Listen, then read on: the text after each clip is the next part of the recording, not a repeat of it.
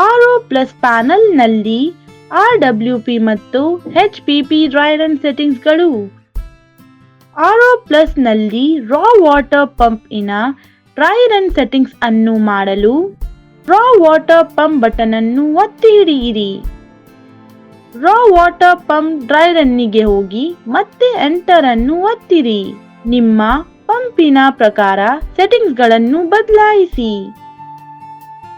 Enter button ಅನ್ನು ಒತ್ತಿ ನಂತರ ಶಿಫ್ಟ್ ಬಟನ್ ಅನ್ನು ಒತ್ತಿರಿ.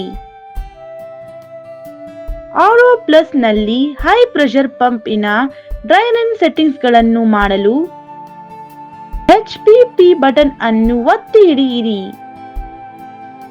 HPP ಡ್ರೈ ರನ್ನಿಗೆ ಹೋಗಿ ಮತ್ತೆ ಎಂಟರ್ ಅನ್ನು ಒತ್ತಿರಿ. ನಿಮ್ಮ ಪಂಪಿನ ಪ್ರಕಾರ ಸೆಟ್ಟಿಂಗ್ಸ್ ಗಳನ್ನು ಬದಲಾಯಿಸಿ. ಎಂಟರ್ ಬಟನ್ ಅನ್ನು ಒತ್ತಿ ನಂತರ ಶಿಫ್ಟ್ ಬಟನ್ ಅನ್ನು ಒತ್ತಿರಿ. ಧನ್ಯವಾದಗಳು.